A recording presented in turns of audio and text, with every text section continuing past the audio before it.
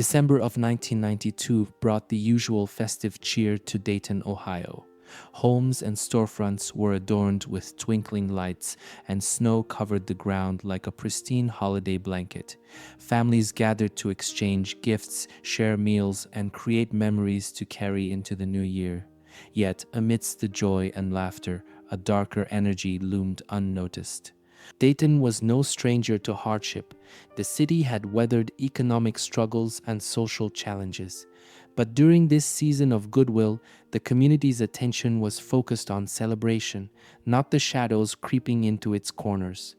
The streets of downtown buzzed with last-minute shoppers, their arms laden with brightly wrapped gifts as the sound of Christmas carols spilled from storefronts. Unbeknownst to the cheerful citizens, a storm was brewing. Four young individuals, Marvallous Keene, Laura Taylor, Heather Matthews, and DeMarcus Smith, had spent days plotting something sinister. They didn't see Christmas as a time for joy.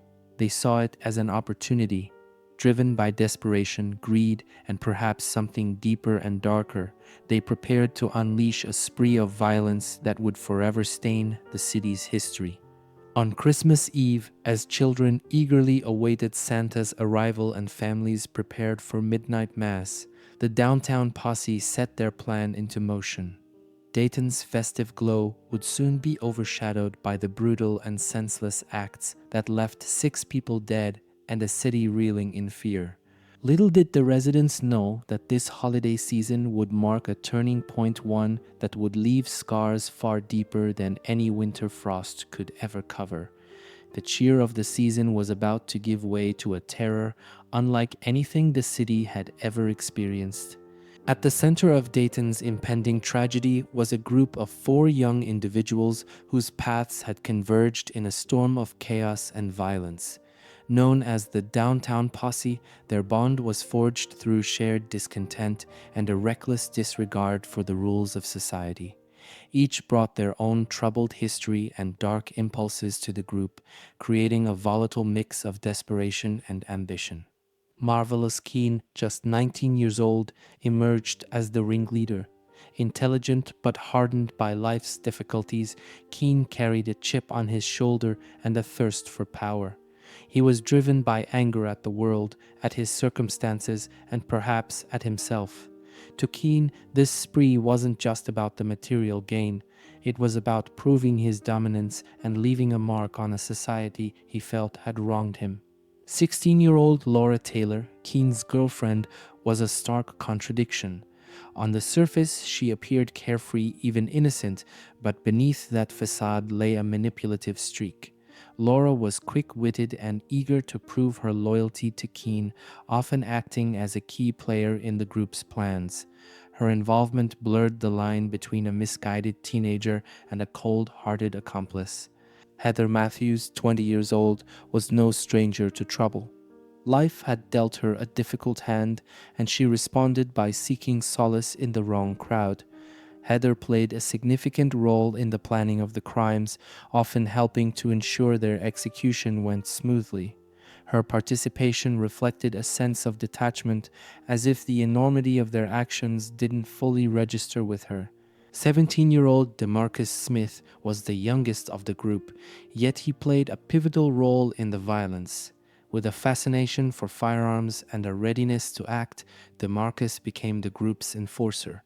His youth and impulsiveness added an unpredictable element to the posse's actions, making them even more dangerous. Together, the Downtown Posse became a twisted reflection of their environment, a product of broken homes, systemic failures, and a deep-seated need to assert control. Their motivations were as murky as their methods, ranging from greed and anger to a reckless desire for infamy. What united them was a shared willingness to cross lines that most would never even approach.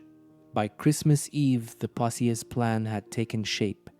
They were ready to cast aside whatever humanity they still possessed and embark on a spree that would forever change their lives and the lives of their victims. As they set out, armed with guns, anger, and a frightening sense of purpose, the streets of Dayton unknowingly welcomed their most harrowing holiday yet. The horror began on Christmas Eve, a night meant for peace and goodwill. 18-year-old Danita Golette was a promising young woman with her whole life ahead of her. A high school senior, she was known for her hardworking nature and dreams of a brighter future. That evening, she had just finished running an errand and was on her way home, unaware that danger lurked in the shadows. Danita's path crossed with the Downtown Posse in an instant that would forever alter her family's life. The group, prowling the streets for their first victim, zeroed in on her. Armed and unrelenting, they cornered her, demanding her shoes, coat, and anything of value. Danita, terrified and outnumbered, handed over what little she had, including a mere 50 cents. But her compliance wasn't enough. For reasons that remain as senseless as the crime itself, Marvallous Keene and his crew opened fire, riddling Danita with multiple bullets. She collapsed onto the cold pavement as the group fled, leaving her bleeding and alone. By the time help arrived, it was too late. Danita's life had been stolen in an act of callous brutality that defied understanding. News of her murder quickly spread, sending shockwaves through the community. Who would kill for something so trivial? And why? As her family mourned the devastating loss, Dayton was left grappling with the unthinkable. The senseless violence was just a prelude to the chaos yet to come. Danita Golette's murder should have been a wake-up call, a moment for the Downtown Posse to reflect on the gravity of their actions. Instead, it had the opposite effect. The bloodshed seemed to unlock something dark and unrestrained within them.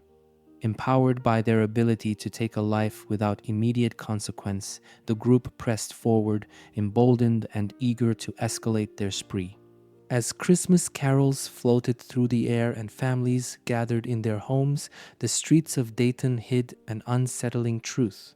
The Downtown Posse, now brimming with confidence, prowled the city like predators hunting for their next target.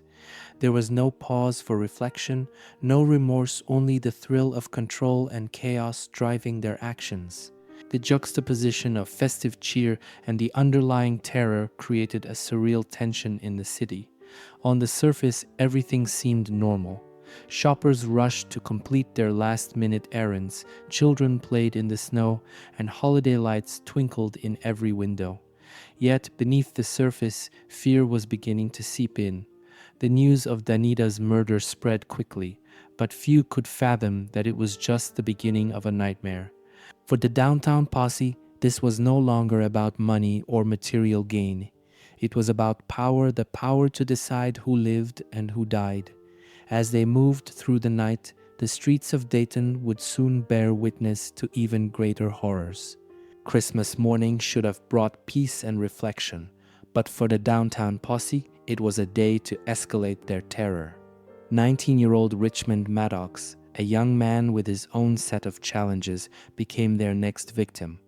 Richmond was no stranger to Laura Taylor, one of the Posse's key members, which made what happened next even more chilling. Laura, with her charm and cunning, lured Richmond into a false sense of security. She convinced him to meet up, presenting herself as an ally or friend. Richmond, likely unsuspecting of any danger, agreed. When they met, Laura's deception led him directly into the trap set by the posse. Realizing the peril he was in, Richmond attempted to escape. He jumped into his car, frantically trying to drive away, but the posse was ready. In a moment of cold precision, a gunshot rang out. Richmond was struck, and his car came to a halt. He died almost instantly, his life stolen in yet another senseless act of violence. For the Downtown Posse, it wasn't about money or possessions this time. There was no robbery, no justification for the killing. Richmond's death seemed to be motivated by nothing more than their growing hunger for destruction. As the day wore on, the spree would only grow darker, leaving Dayton reeling. The motives behind the Downtown Posse's actions were as fragmented and elusive as the group itself. Unlike traditional crimes where financial gain or revenge might drive the perpetrators, the spree lacked a clear rationale. This absence of reason made their actions even more terrifying. Was it the thrill of power? The intoxicating feeling of holding another's life in their hands? Some speculated that the group was rebelling against a society they felt had left them behind, a misguided attempt to assert control in a world they believed was stacked against them. Others pointed to the dynamics within the group itself.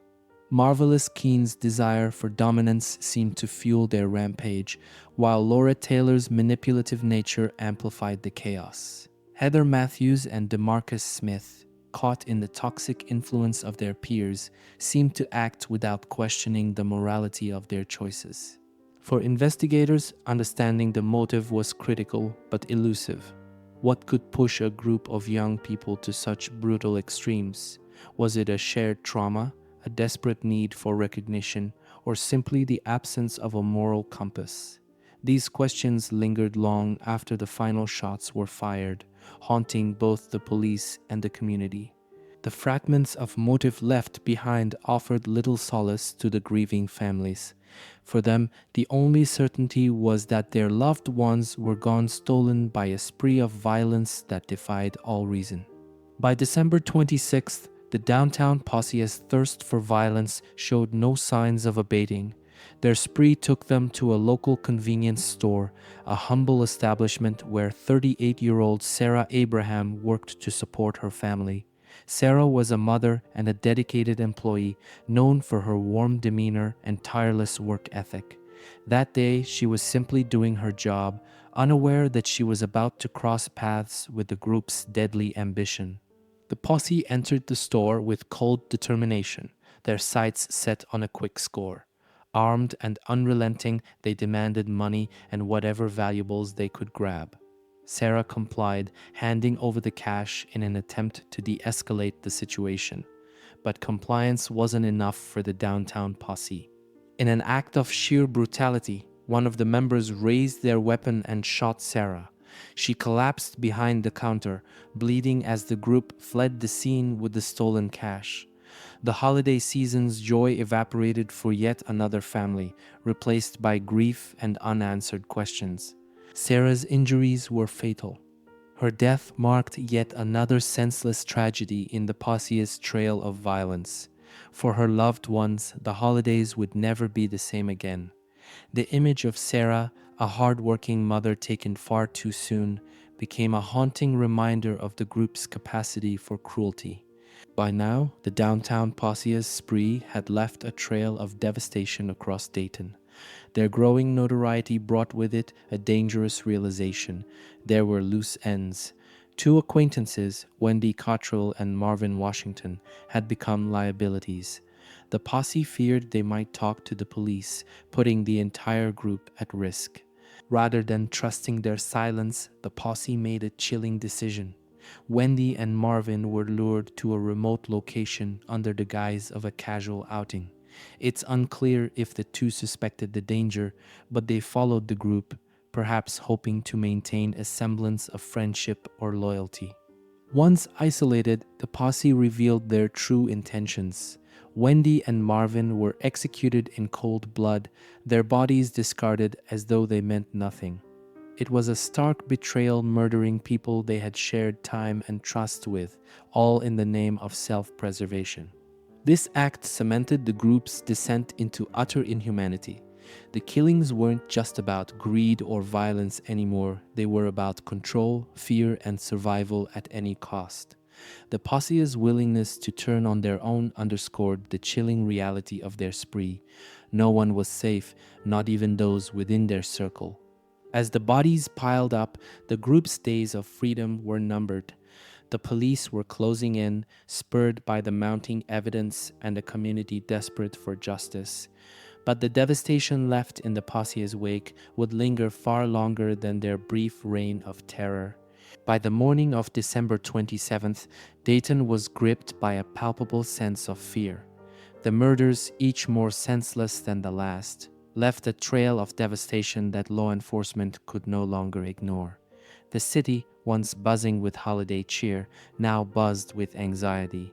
Families locked their doors and neighbors whispered warnings. Everyone wanted to know who was behind these heinous crimes. For the Dayton police, the pressure was mounting. With each new victim, the urgency to capture the perpetrators intensified. Witnesses who had seen the Downtown Posse in passing began coming forward, describing a group of young people acting suspiciously and boasting about their crimes. The puzzle pieces started to take shape, painting a picture of a violent, ruthless crew operating with terrifying efficiency.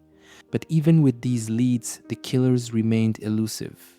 The randomness of their spree targeting anyone who crossed their path made the investigation feel like chasing shadows. The city was on edge, its streets eerily empty as people avoided venturing out unless absolutely necessary. Detectives worked tirelessly, sorting through tips, witness statements, and evidence. It was a race against time. Every hour that passed without an arrest brought the possibility of another victim. The city's fear was matched only by the determination of law enforcement to stop the bloodshed. They didn't know it yet, but they were closing in on the break they desperately needed. Arrogance proved to be the Downtown Posse's undoing. Drunk on the adrenaline of their crimes, they began to brag openly about their spree. In local hangouts and among acquaintances, they recounted their killings with chilling pride, as if their acts of violence were trophies. This reckless overconfidence drew attention from those who had begun to suspect them. The final breakthrough came from an anonymous tip, a concerned individual who had pieced together the whispers and stories circulating about the group. The tip provided police with crucial information about the Downtown Posse's movements and possible hideouts. Detectives acted swiftly, deploying teams to stake out the areas frequented by the suspects. The net was closing in. For the first time, law enforcement felt they were one step ahead of the killers. The Posse's days of terrorizing Dayton were numbered. But as the police prepared to make their move, one question remained. Would the Posse go quietly, or would they unleash more violence in a desperate attempt to escape justice? On December 27th, just 3 days after the Downtown Posse's spree began, law enforcement made their move.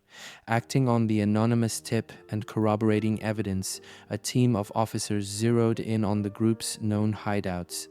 The arrests came swiftly and without resistance, a stark contrast to the violent chaos the Posse had unleashed on Dayton.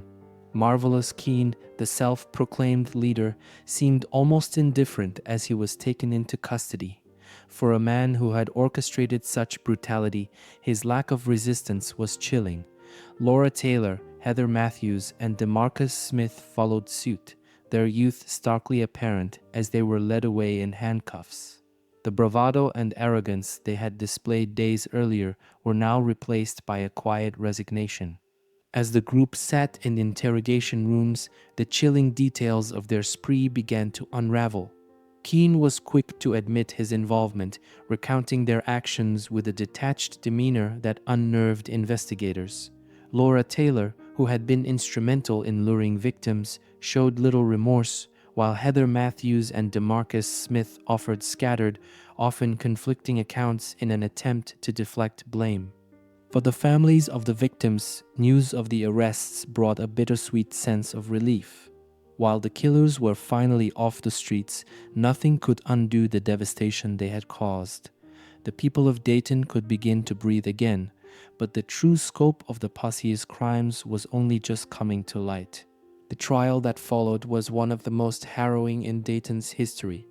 Packed courtrooms bore witness to the horrifying evidence presented by prosecutors who painted the Downtown Posse as a group of ruthless predators. Each piece of testimony revealed the cold, calculated nature of their actions. Witnesses who had encountered the Posse during their spree recounted moments of terror, while investigators detailed the group's unrelenting brutality. Forensic evidence linked the Posse to each crime scene, and ballistics matched their weapons to the bullets that ended their victims' lives. The weight of the evidence was overwhelming. Throughout the trial, each member of the Posse tried to minimize their role. Marvallous Keene, who had previously admitted to his leadership, now attempted to shift some of the blame onto the others. Laura Taylor downplayed her involvement, portraying herself as a misguided teenager under Keene's influence. Heather Matthews and DeMarcus Smith, too, painted themselves as victims of circumstance.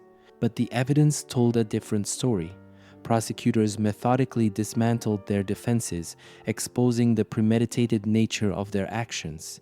They showed how each member played an active, willing role in the spree and left no room for doubt about their culpability.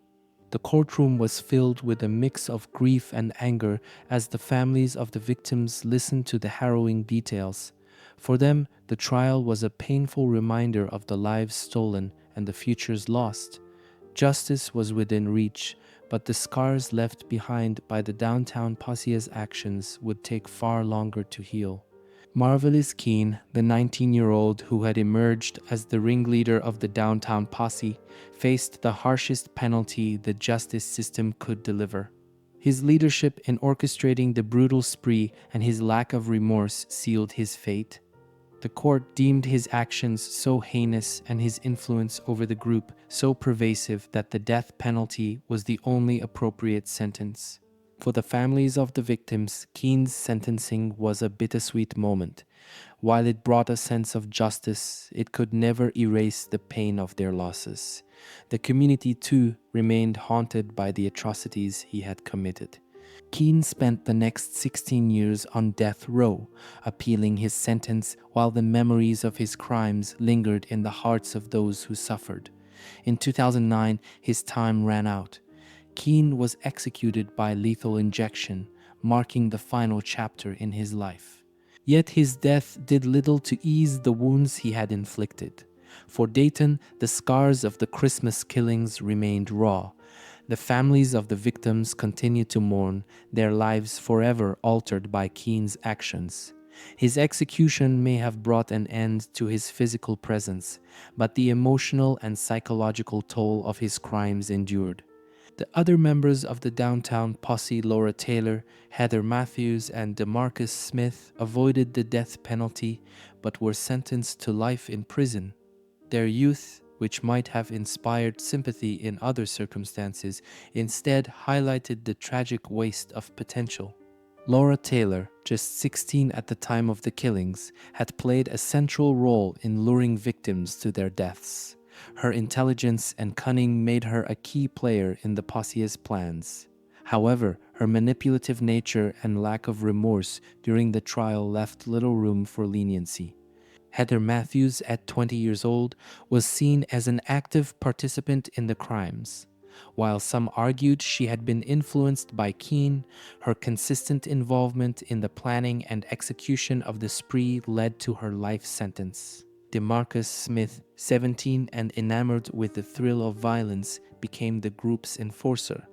His fascination with guns and his willingness to kill sealed his fate in the courtroom. Like the others, he was sentenced to spend the rest of his days behind bars. For these three, prison became a harsh reality, a stark contrast to the fleeting power they had sought during their spree. Their lives, once filled with potential, became a grim reminder of the consequences of their actions. As they sat in their cells, the world moved on, but the legacy of their crimes lingered. Their sentences were not only a punishment, but also a reflection of the devastation they had caused. For Dayton, the knowledge that these young lives were wasted alongside those they had taken was a sobering testament to the tragedy of the Christmas killings. In the wake of the Downtown Posse's reign of terror, Dayton was left reeling. What should have been a season of joy and togetherness was instead filled with grief and unanswered questions. Families of the victims faced an unimaginable reality: empty chairs at holiday tables, unwrapped gifts left untouched, and memories forever tainted by the shadow of violence. The broader community struggled to process the sheer brutality of the crimes. For many, the idea that such horrific acts could be carried out by a group of young people was both shocking and unsettling. Conversations about safety took precedence as parents held their children closer and neighbors looked at one another with suspicion. Candlelight vigils were held across the city, offering a space for mourning and solidarity. Yet, even in those moments of collective grief, an air of disbelief persisted. How had the lives of 6 innocent people been snuffed out so quickly and senselessly? What could have driven these young individuals to such extremes? The holiday lights that had once symbolized hope and festivity now served as haunting reminders of what had been lost. Dayton's spirit, though resilient, bore the weight of a tragedy that would take years to heal. While the community sought solace in unity, the scars of the Christmas killings ran deep. As the dust settled and the legal proceedings concluded, one question lingered above all others. Why? Why did 4 young people embark on a killing spree that devastated an entire city? Sociologists, psychologists, and criminologists weighed in, each offering theories but no definitive answers. Some pointed to the socioeconomic conditions that shaped the lives of the Downtown Posse. Dayton, like many cities in the early 1990s, was grappling with poverty, unemployment, and systemic inequalities. Could the group's actions have been an extreme response to feelings of disenfranchisement and hopelessness? Others focused on the influence of peer pressure and group dynamics. The posse's actions seemed to escalate with each crime, as if the presence of others emboldened their worst instincts. The toxic leadership of Marvallous Keene, combined with the need for acceptance within the group, may have pushed the others beyond moral boundaries they might not have crossed alone. There was also the argument that desensitization to violence played a role.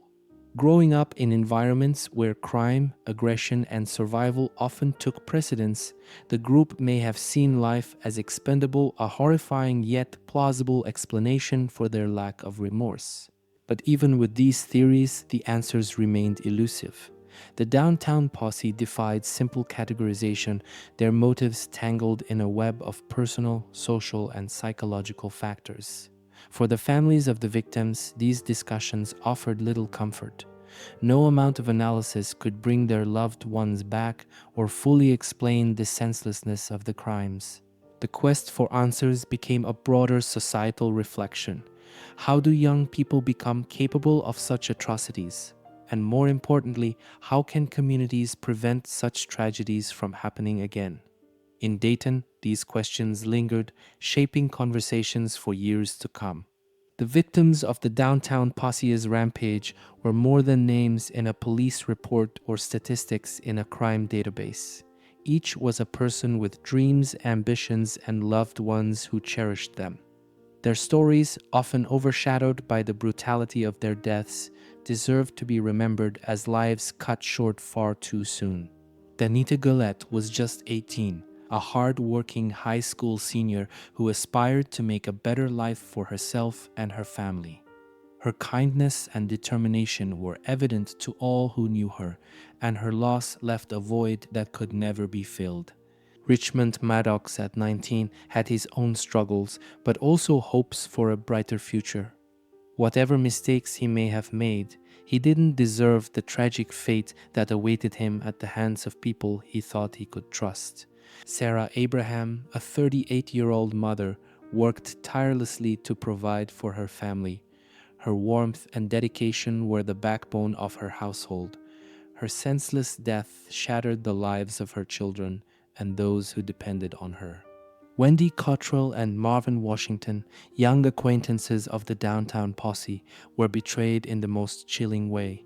Both were navigating life's challenges, trying to find their place in the world. Their deaths at the hands of people they knew underscored the callousness of the group's actions. These lives were more than moments of tragedy. They were stories of love, perseverance, and the potential for greatness. Remembering them as individuals rather than statistics is a vital step in honoring their legacies and ensuring their memories endure. As the dust settled on the Downtown Posse's spree, one question remained persistent. Could this have been prevented? The group's descent into violence raised troubling concerns about missed warning signs. Were there moments in their lives when intervention could have altered their paths? Teachers, parents, and friends began to question whether there were red flags that had gone unnoticed. Marvallous Keene, the ringleader, was known to harbor anger and frustration. Could someone have channeled his intelligence into something constructive before it turned destructive? Laura Taylor's manipulative tendencies and DeMarcus Smith's fascination with firearms hinted at deeper issues that might have been addressed had the right support systems been in place. Heather Matthews, who seemed to follow rather than lead, might have been swayed by the wrong influences. Did her environment push her into choices she wouldn't have made otherwise? The broader community also bore some responsibility. Dayton, like many cities, struggled with systemic issues such as poverty, broken homes, and limited opportunities for its youth. Could stronger social programs, better access to education, or community outreach have made a difference? These unsettling questions haunted those who sought to understand the senseless. While hindsight offered clarity, it also carried the weight of missed opportunities to prevent a tragedy that forever changed a city. For the victims' families, the what-ifs were a cruel reminder of lives stolen too soon and a system that had failed to save them. The Dayton Christmas killings stand as a harrowing reminder of the fragile line between normalcy and chaos. 4 young people, fueled by a mix of anger, desperation, and alienation, managed to upend the lives of an entire community in just 3 days. It wasn't a single moment that led to their spree, but a series of failures, personal, social, and systemic, that combined into a perfect storm. This tragedy underscores the importance of addressing the root causes of violence. Anger left unchecked can fester, turning into something far more dangerous. Alienation, whether from family, society, or even oneself, can push individuals toward desperate and destructive actions. The Downtown Posse's story is a stark warning of what can happen when individuals fall through the cracks, finding camaraderie in chaos rather than in support and redemption. For Dayton, the killings forced a reckoning. Community leaders, educators, and social workers began to ask tough questions about how to identify and intervene before anger and isolation turned into violence. The lessons from this tragedy serve not only as a cautionary tale, but also as a call to action, a reminder that healing and prevention require effort, compassion, and vigilance. As the years passed, the Downtown Posse faded into the annals of history, their crimes etched into Dayton's collective memory. The spree they unleashed was not just a tale of senseless violence, but a window into the darker corners of the human condition. What drove their actions, a toxic blend of hopelessness, arrogance, and cruelty, may never be fully understood. For the victims' families, the pain remains. Time may dull its edges, but it can never erase the loss of loved ones whose lives were stolen. The community, too, continues to grapple with the scars left behind. The Christmas season, once a time of unbridled joy, now carries a somber undertone, a reminder of those who are no longer here to celebrate. Yet, beyond the grief and horror, the Dayton Christmas killings leave a lingering question. Can society ever truly prevent such darkness from taking hold again? The answer is as complex as the tragedy itself. While no system can entirely eliminate the potential for evil, understanding its roots and addressing the factors that breed it can make a difference. This reflection isn't just about Dayton or the Downtown Posse.